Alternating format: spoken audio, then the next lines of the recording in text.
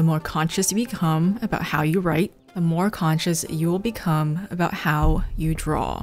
There's a reason why practiced draftsmen and concept artists have such a distinct and strong handwriting style. There's also a reason why many people who struggle with their lines have scratchy and unstable handwriting. The purpose of writing and drawing is the same: communication, readability. If your handwriting can't be read, it has lost functionality. And the same with your drawings. You've probably heard this before: draw only with C's, S's, and straight lines. Practicing this will give you more confident lines that read clearly. C's, S's, and straights are literally the building blocks of the English alphabet and many others. Logically speaking, if you practice your writing mindfully, those skills will transfer over to your drawings. Before we get into the exercises, I'd like to explain that good handwriting doesn't necessarily equal good drawing one-to-one, and neither does bad handwriting mean that you're condemned to bad art forever. To understand why, we need to consider the two components that make up good lines: motor skills and knowledge. If you have the motor skills but limited knowledge about where to put lines and how, your lines will be good, but your drawings will lack comprehension. This is similar to like if you know how to write, but you don't have the vocabulary to say what you want to say. On the other hand, if you have knowledge but lack motor skills or patience, your lines may be scratchy and wobbly, but your art will be readable. This is common in artists who don't do much line art, but are more skilled in painting, or perhaps prioritize going fast, or just design their style to use rough lines. Examples of this are the arcane storyboards from earlier, and Toniko, who is a professional animator but sticks to using rough lines, even though he is perfectly capable of drawing cleanly. So we kind of do want to reach this point where having good lines or not is more of a choice than a crutch that you have to deal with.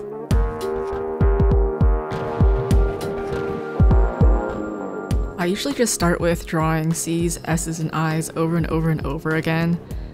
This covers both the motor skills and knowledge portion of draftsmanship because obviously this is testing your motor skills. Can you draw a C, S, and I without being wobbly or shaky? And the knowledge part is just knowing that any drawing that you want to make can be made with these 3 lines. So if you master how these feel to you, then you'll really be able to draw anything. I'm also using Procreate here because I feel really uncomfortable drawing and sketching in Procreate. So I'm like, this is the perfect place to practice. Next, I start writing, and you can write anything you want. You can transcribe the entire B-movie script, whatever helps you, man, okay? I write the alphabet because it covers all the bases, and all you want to do is make sure that every single letter is readable, your spacing is good, you're connecting your lines. I also experiment with like different writing styles. I write them pretty tall, I write them pretty wide, breaking up all the different little components. Just get comfortable with writing. And definitely use capital letters. Writing and drawing are very similar. People who struggle with draftsmanship or understanding how to define form, usually they know how to write, and all you really have to do is start applying what you already know because you've been writing your whole life, and start doing those things when you're drawing and being conscious of it. Okay, the first thing that's really obvious when you're writing, but not that obvious when you're drawing, is that we need to connect our lines, okay? For example, if you write an E like this, it's hardly readable as an E. So obviously you need to connect the different lines that make up an E for it to be readable as an E. Same thing applies when you're drawing anything else. Let's use a cube as a simple example. If you can't connect the different edges of a cube, it's gonna be really hard to read as a cube.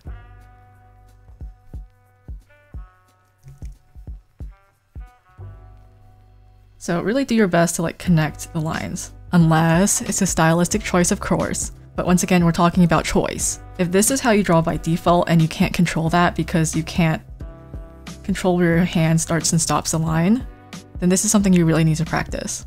The second one is like defining form or using one line per form. This is just talking about, you know, scratchy lines. And when you're writing, obviously you know. Let's use E again. If you're writing an E, you don't need to use multiple lines to make one stroke, right? An E is 4 strokes. Anything other than that is unnecessary. Same thing with the box. Unless the box has like a rough texture, you really shouldn't be doing something like this because it's not defining any sort of form. In fact, it's like complicating your form even more. So just like the E, you need to learn how to use one line per form.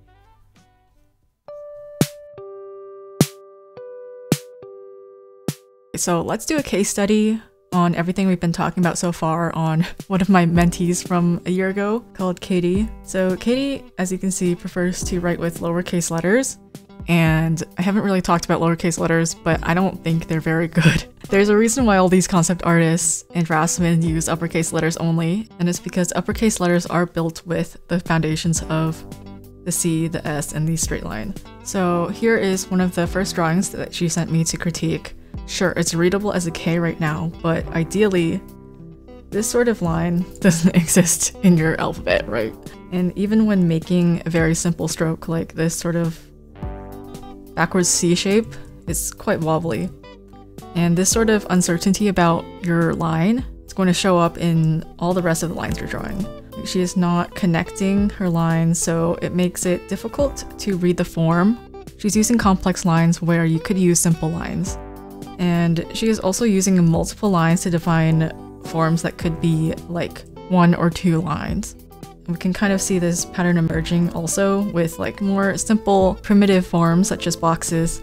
Like being able to connect areas like these is pretty crucial. If you can't connect your forms, they're difficult to read. So yeah guys, practice your alphabet. And if you're unsure about how to utilize these sort of lines in your art, another thing I like to do is just trace people who I think have really good line sensibilities and just see how these things are working in their art. After I trace, I usually like to do my own version on the side to see if I can replicate what they've done. And also, of course, the more you learn about art, the more fundamentals you have under your belt, the easier this concept will become as well. But I guarantee, the moment I switched from writing like a slob to writing like a draftsman, my art improved as well. So yes, writing and art go hand in hand in more ways than one. So I hope this video has given you some things to think about. I'd like to thank my patrons for supporting this video. If you'd like to support more content like this or learn directly from me, then you can check out my Patreon as well.